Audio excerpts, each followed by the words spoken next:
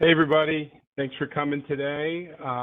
We are going to get into general word problems. Now, general word problems it's a pretty massive topic, at least in target test prep. Like we took all the random things that you could be tested on from a word translation perspective and kind of applied them in this chapter. Now, of course, word problems in general is a big part of GMAT focus. As we know, in data sufficiency now, there's no more pure math data sufficiency questions. So it does make it so that a lot of questions revolve around word problems. And, you know, one of the most basic types of word problems is just,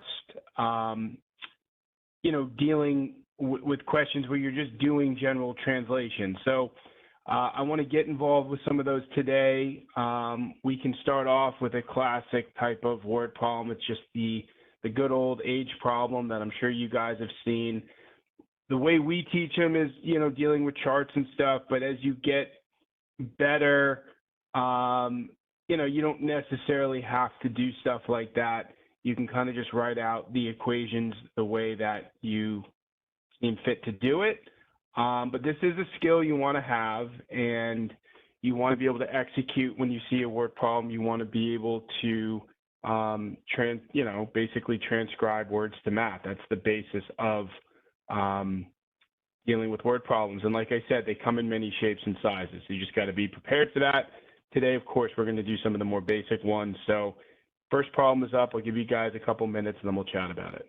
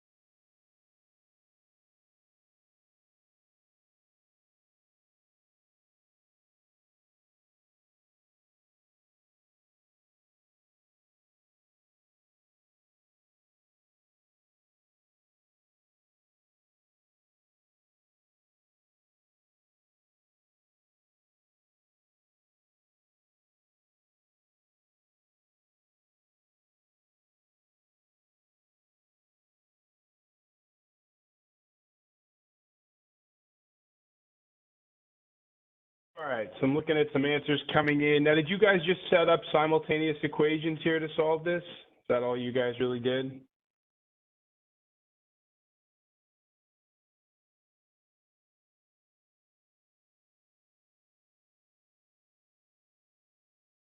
Okay, cool. And no one used the chart here, right?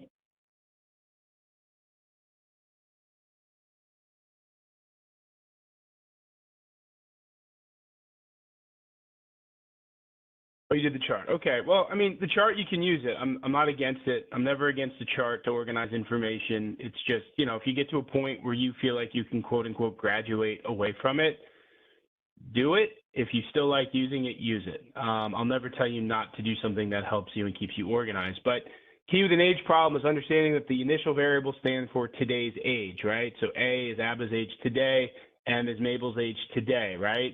So that would mean that the first equation is just A is equal to, matrix and table are synonymous. A is equal to 4M. And 10 years ago, A minus 10, right? So we're making sure that we're subtracting the 10 from Abel's age, or Abba's age rather, and she's 9 times as old as Mabel, so then you're also subtracting the 10 from Mabel's age. The parentheses are, of course, very, very important, right?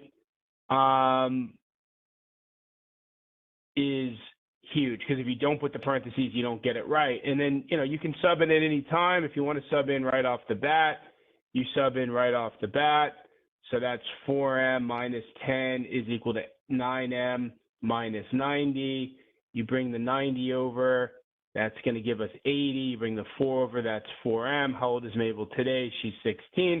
And look, remember, if they said, how old is Mabel in 4 years, the answer would have been 20. So be on the lookout for these small shifts in what they're having you solve for. That's one thing the GMAT likes to do, is have you do one extra step at the end, which ends up, if you fall for the trap answer because you just solve for whatever variable you have, certainly issues can arise there. So another thing they love to do with general word problems, as I'm sure you guys know, is dealing with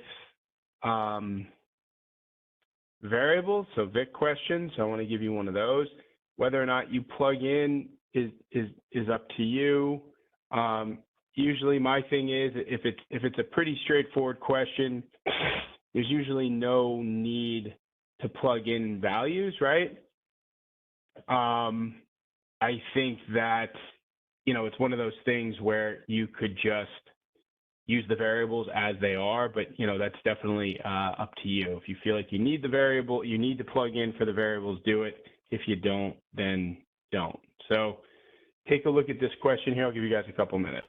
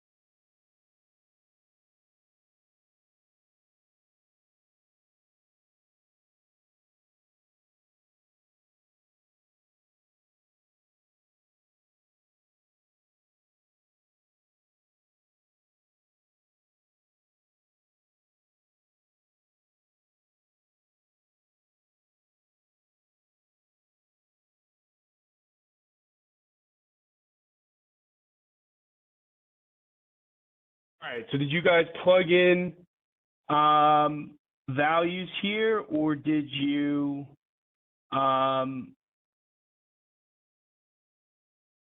use the variables?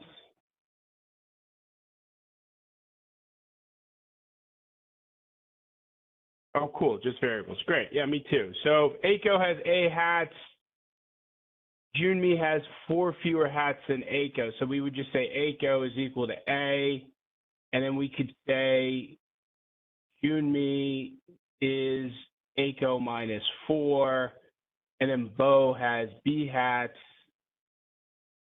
so Bo is B, and then Link has half as many hats as Bo, so Link is equal to 1/2 Bo, and then ACO, Junmi, Bo, and Link have a total of K hats, so A plus J plus B plus L is equal to K. And then it's in terms of A and K, so you just have to get things in terms of the proper variables, and then you plug in, and then you just solve. So so it's not anything crazy that's going on. It's simple to get, you see you can easily get, sorry, that's 1/2 B. You can easily get J in terms of, you just plug that in for J. B is, of course, B. L is, of course, 1/2 B. So you can just isolate the B variable. This becomes 1/2 B. And then all of a sudden, everything B is going to be isolated. And then you're going to get things in terms of A and K. That's all you need to do here. It's not anything crazy. So your equation before you do the isolating is literally just A plus A minus 4 plus B plus 1/2 B is equal to K. And then the goal is just to isolate B. And then that's all you need to do. That's it. So yeah, these questions aren't bad. I mean, variable questions can get worse, like for sure. I've seen them get worse. And that's when you're going to have to make a strategic decision at a certain point, like, do I want to plug in for these variables? My way of thinking is, if I can understand how to do the question with the variables as they are laid out, then I don't go and I don't plug in. But there are some times where things are just a little hairy for me, and plugging in just literally makes a world of difference. So yeah, it's just one of those things that you have to decide, what your move is going to be in real time as you see the question. It's not, it's not the type of thing that you can necessarily predetermine, but I think as long as you're in a place where you feel like you have some sort of process, and as we like to say, tools in the toolbox, then you can make that decision in real time. That's exactly what I do. So it's not anything crazy. All right, let's talk about like a price structure question.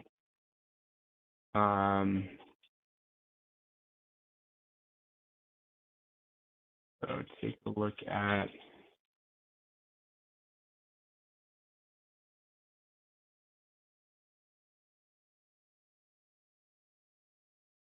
this problem here, and then we'll go from there.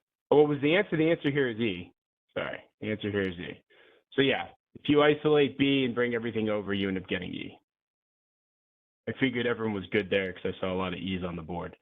Well, 1B actually. But yeah, as long as everyone's good there, we'll keep this moving.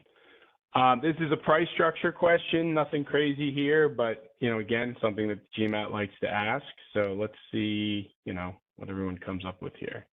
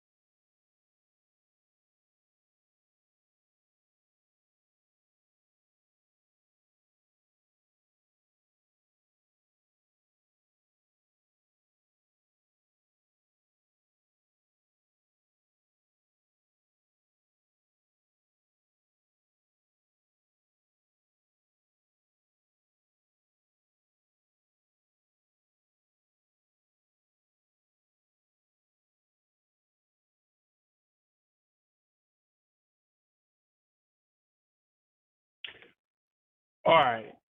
So this isn't a bad question. We just got to set up the translation. So to rent a car, company A is doing 50 for the first day, plus 40 for each additional day. So that means after the first day,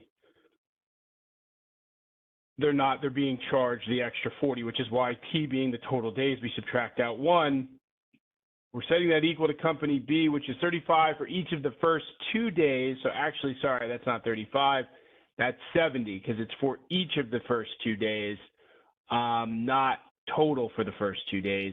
And then 50 per day after. So instead of subtracting 1, we're subtracting 2, right? Then from here, assuming the customer rents a car for more than 2 days, how many days does the car have to be rented so the total cost is equal? So then we just do the math out. 50 plus 40T minus 40 equals 70 plus 50T minus 100. We're going to combine 50 and 40. That's 10. So 10 plus 40T equals 50T minus 30. Bring the 30 over, that's 40 is equal to 10T. So 4 is equal to T. So good work, everybody. I want to do one more question. This next one I'm going to do is a really nasty inequality word problem, but it's a great problem. It really messes with students, but it shows the power of substituting from equations and inequality, something I taught a lot actually back in the day of the classic GMAT. They still test it, but you know, that was something they did a lot in pure math. So yeah, it's nothing crazy, but this problem in particular is wild because just even the language is a little nasty, but do the best you can with it and see what you come up with here.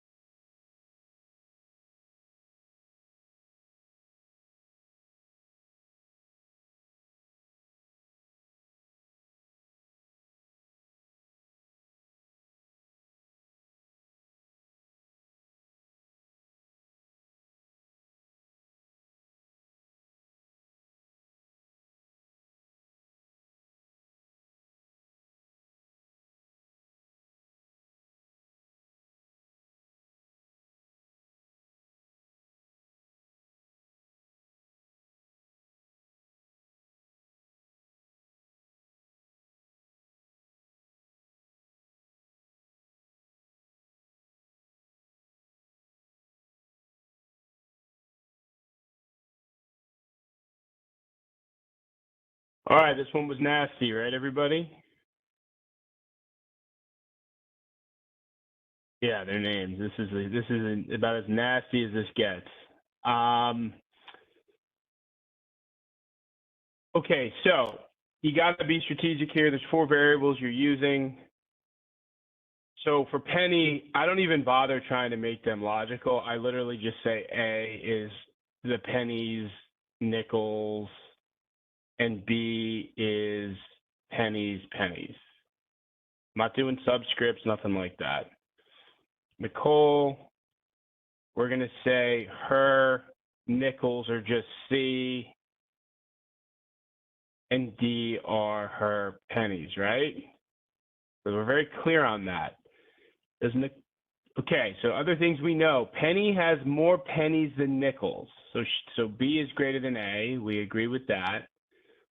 Nicole has more nickels than pennies. So C is greater than D. We agree on that. Who has more coins? So the question is A plus B greater than C plus D? Now, statement 1, the number of pennies Penny has, so that's B, is 1 more than twice the number of nickels Nicole has. Nicole has C nickels, so we're talking 2C. Now, we have these nice inequalities sitting here. So what we do with those is we then plug in 1 plus 2C for B. So now we can say 1 plus 2C is greater than A, right? Now, if 1 plus 2C is greater than A, and we can plug this in, my bad. I plugged into the wrong inequality. We can plug this into the question. That's what I meant to do, not the statement. We plug it in here, so the question becomes, is A plus 1 plus 2C greater than C plus D? We can even bring the C over and say is A plus 1 plus C greater than D? Everyone agree with that question right now? All we did is substitution. I assume everyone agrees. Okay, got some thumbs up. Look, we already know that C is greater than D. It's told to us right here. Let me see if I can highlight it without moving this around. I can. We know this. So, of course, A plus 1 plus C is greater than D. C is already greater than D. So we've answered the question. It's a definitive yes to the question that A plus B is greater than C plus D. We've proven it. And we've proven it with this here. So statement 1 is sufficient. Now, statement 2 is not sufficient. You can do the same thing. The number of pennies Nicole has, you'd say D is 1 more than twice the number of nickels Penny has. 1 more than twice the number of nickels, so 2A. We can plug that into our question. Is A plus B greater than C plus 1 plus 2A? We could even bring the A over. Is B greater than C plus 1 plus, A? The problem is, the reason why we don't have sufficiency here is because we know B is greater than A, but we don't know by how much. So if we add the C to the 1 plus A, does that give us more than B, less than B? We have no idea. So it's insufficient, leaving us just with statement 1. And yes, this is a very yucky question. There's a lot going on here. To me, this is one of the harder questions you can see because it's so yucky. But yeah, I mean, it's doable. It's just, it's a lot going on here. And of course, the names coupled with the type of coin doesn't help us for sure. Okay, so that's it. We can stop here. This is good stuff. The answer to this question is A. Statement 1 alone is sufficient. Does anyone have any general questions before we hop off today about your GMAT, about your studying, about whatever? Would the GMAT use confusing wording? That's a good question. They could. I mean, look, I think anyone can overcome the wording here. I don't think it's that bad. I mean, it's a little gross, but if you just label your variables, you know, you're fine basically. So anyway, they could. I don't know. I don't know the answer because I can't tell you what they're thinking about when they're writing these questions. You'll know that you take 4 variables because there's 4 unknowns. There's the number of pennies, there's the number of unknown nickels and pennies for Penny, and then the unknown number of nickels and pennies for Nicole. That's just how math works. Any other questions?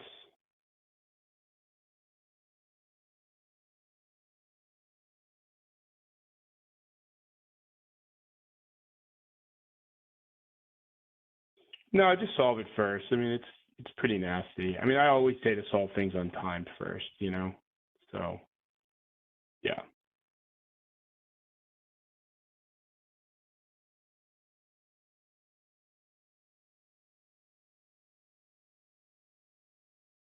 Any other questions from anybody?